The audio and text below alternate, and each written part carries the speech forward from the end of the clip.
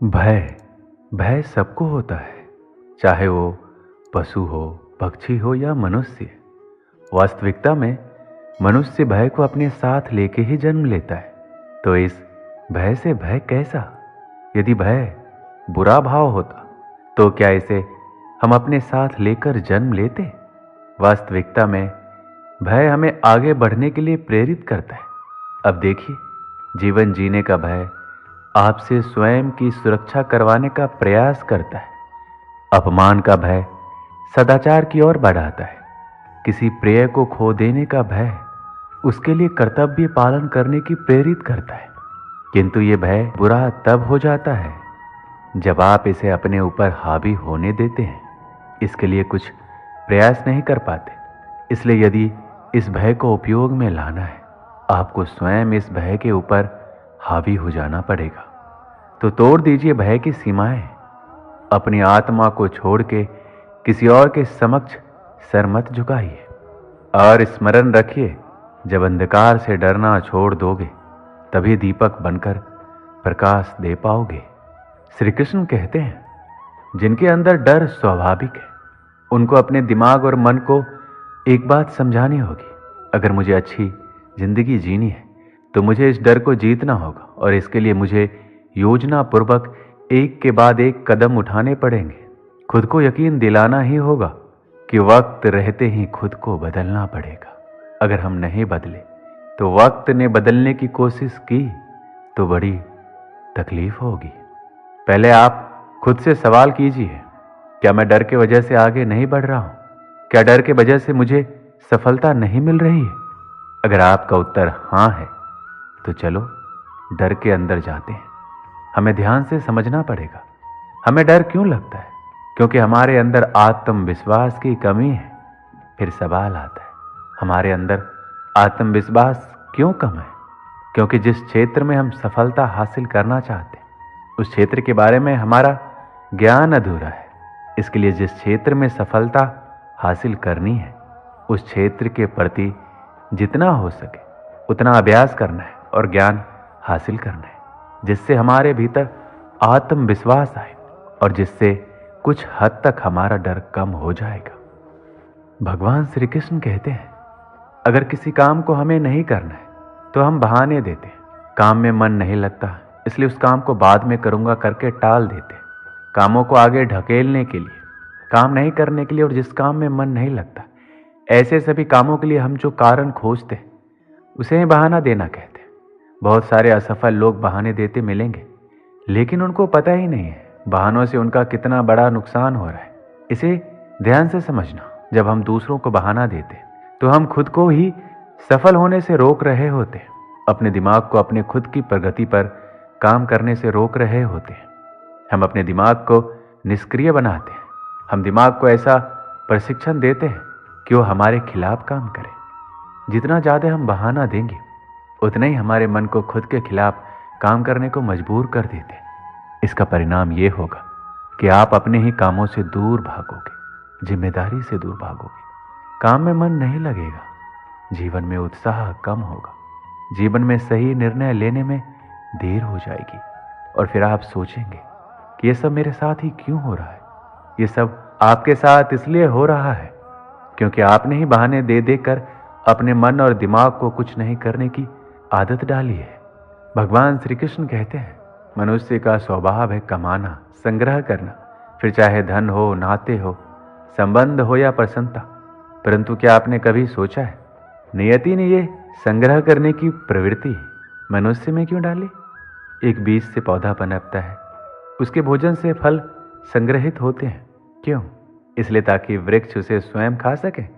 नहीं, बल्कि इसलिए ताकि वो भूखे जीवों में बांटा जा सके। अब आप पूछेंगे कि इसमें वृक्ष का क्या लाभ? लाभ है, क्योंकि जो बांटता है वो मिटता नहीं। जो फल ये जीव खाते हैं और उसके बीजों को वातावरण में बिखेर देते हैं, जिससे जन्म लेते हैं नए वृक्ष, उसकी जाति, उसका गुण, उसकी मिठास अमर हो जाती है। श्री कृष्ण कहते हैं, मन बड़े ही विचित्र कृति है। ये मन शरीर के किस अंग में बसता है कोई नहीं जानता, किंतु संपूर्ण शरीर इस मन की इच्छा साकार करने के लिए प्रयास करता रहता है। अब यदि मन कुछ खाने का करे तो व्यक्ति उसकी इच्छा साकार करने का माध्यम ढूंढता रहता है। अब यदि मन किसी को शत्रु समझ ले तो व्यक्ति उसे नष्ट करने का हर संभव प्रयास करता है। अब यदि मन किसी से प्रेम करे तो उसकी प्रसन्नता के लिए हर सीमा लांघने के लिए सज्ज रहता है। परंतु जीवन सुखद हो, इसके लिए यह आवश्यक है कि मन खाली रहे। भगवान श्री कृष्ण की बांसुरी की भांति भीतर कुछ भी नहीं है, न राग है न द्वेष, तब भी स्वर निकलता है।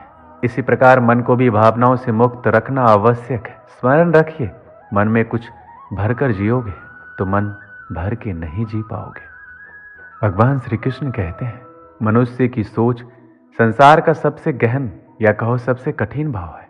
कब क्या होने के पश्चात ये मन क्या सोच बैठेगा, ये कहना असंभव है। और यही सोच कई बार हमारे मन में हीन की भावना ले आती है। हम सदा हमसे ऊपर की श्रेणी के व्यक्तियों को देखते हैं, उनके जीवन का विश्लेषण करते हैं और फिर स्वयं को हीन समझ लेते हैं।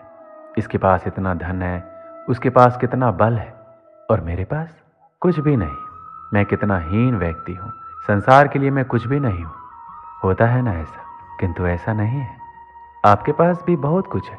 पलट के देखिए, किसी भूखे व्यक्ति को केवल एक रोटी मिल जाए तो भले ही दूसरों के लिए वो अन्न का दाना होगा, किंतु इसके लिए वो भोज से कम नहीं है। इसलिए जब भी मन में हीन की भावना जागे, अपनों की ओर देखिए, उनकी ओर पलटिए। आपको विश्वास हो जाएगा कि भले आप ये मानते हैं कि संसार के लिए आप कुछ नहीं हैं, कुछ लोगों के लिए आप संपूर्ण संसार है, तो जो आपका संसार है उसमें प्रसन्न रहना सीखिए। हमारे पास अक्सर बहुत लोग आते हैं, कुछ को हम समय देते हैं, कुछ का हम तिरस्कार करते हैं, किंतु तिरस्कार कभी नहीं करना चाहिए।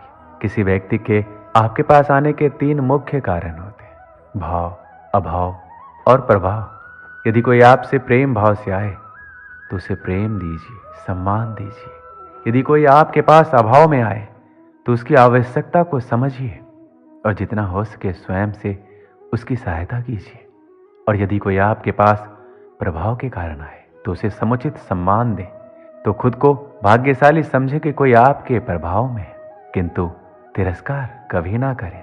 तिरस्कार जन्म देता है कुंठा को, और कुंठा किसी को भी आपका शत्रु बना देती है।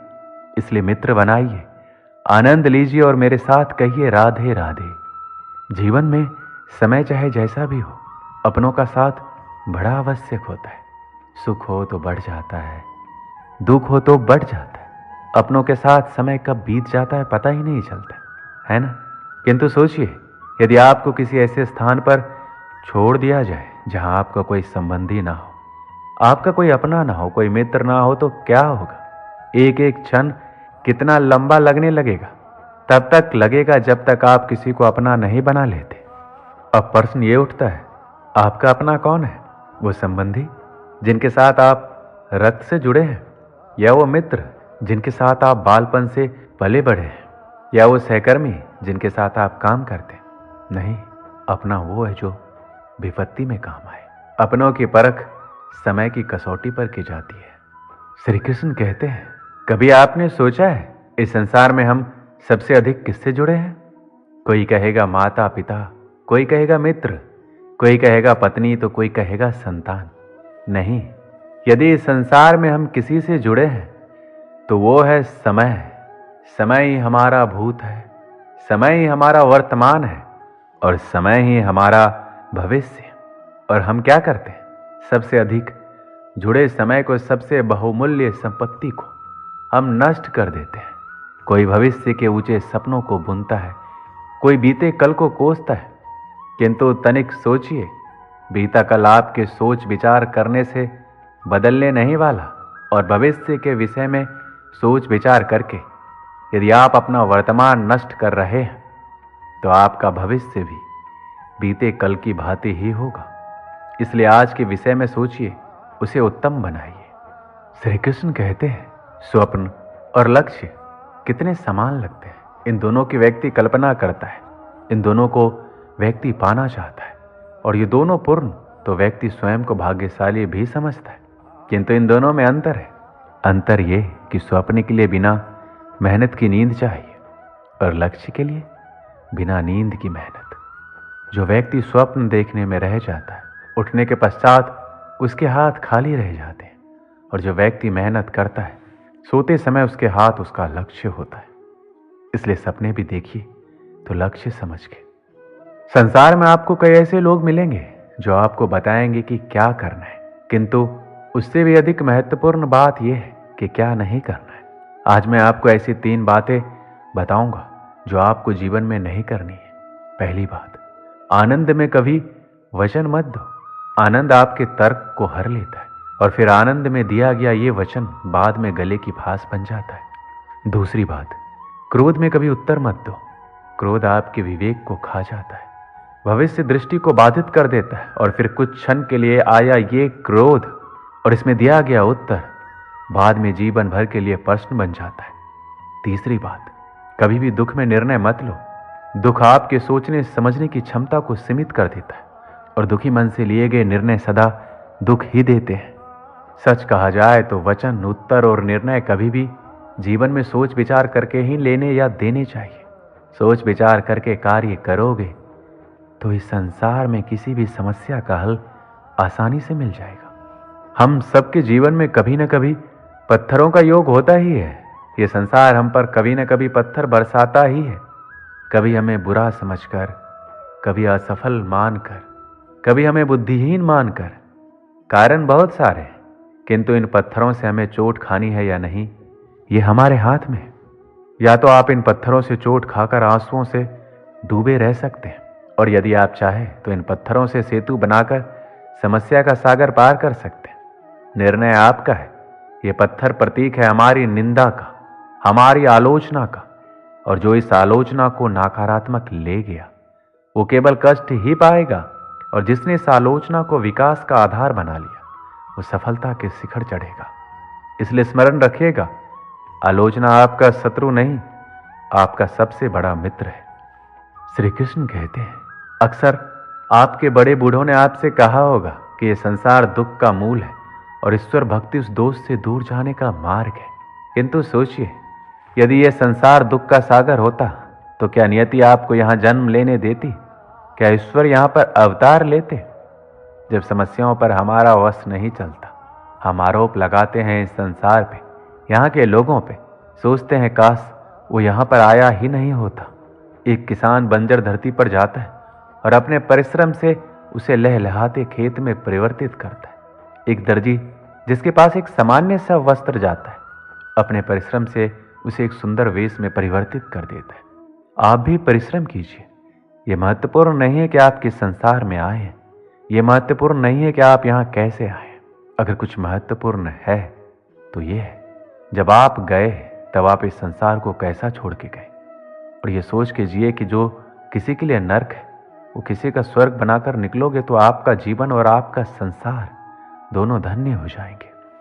पाना और खोना दोनों जीवन के महत्वपूर्ण भाग हैं। जीवन भर व्यक्ति कुछ पाता है तो कुछ खोता है। कभी धन खोता है, कभी सम्मान, कभी मित्र, कभी अभिमान। किंतु खोना बुरी बात नहीं है, क्योंकि खोने के साथ ही वो आपको एक अमूल्य सीख दे जाता है कि कैसे उसे दोबारा ना खोया जाए। इसलिए यदि कुछ गवा दिया तो उससे मिली सीख ना गवाएं, क्योंकि उसी सीख की सहायता से आप अपना खोया हुआ पुनः पा सकते हैं। जीवन में कुछ पाना हो तो सोच और कर्म बड़े आवश्यक होते हैं, किंतु क्या केवल सोच से, क्या केवल कर्म से आपको सफलता मिलती है? नहीं। कुछ लोग सोचते रह जाते हैं, कर्म नहीं करते, और इस कारण से उन्हें सफलता नहीं मिलती। कुछ लोग बिना सोचे समझे कर्म करते रह जाते हैं, उन्हें भी सफलता नहीं मिलती। स्मरण रखिएगा, वृक्ष को काटना हो तो कुल्हाड़ी के लगातार प्रयास करने के साथ ही कुल्हाड़ी किस दिशा में मारी जानी चाहिए, इसका ध्यान रखना जरूरी है। सोच और कर्म इनका ठीक से सम्मिश्रण करेंगे तो अवश्य ही सफलता मिलेगी। हम मनुष्य कितने ढीठ होते हैं। एक बार लक्ष्य पर दृष्टि साध ली तो उसे पाने के लिए जी जान लगा देते हैं, किंतु उस लक्ष्य को पाने की आतुरता में उस मार्ग का आनंद लेना ही भूल जाते हैं। स्वास्थ्य को दांव पर लगाते हैं धन कमाने के लिए, और फिर वही धन गवा देते हैं स्वास्थ्य को पुनः सुधारने के लिए। देखिए, चाह बुरी बात नहीं है, किंतु चाह को पूर्ण करने की चाह में उस मार्ग का आनंद लेना भूल जाना, ये तो मूर्खता है। कभी कभी पूर्ण पाने की चाह में व्यक्ति सब कुछ गवा देता है। भूल जाता है कि आधा चंद्रमा अधिक सुंदर होता है। जो नहीं है उसे पाने का प्रयास आप अवश्य कीजिए।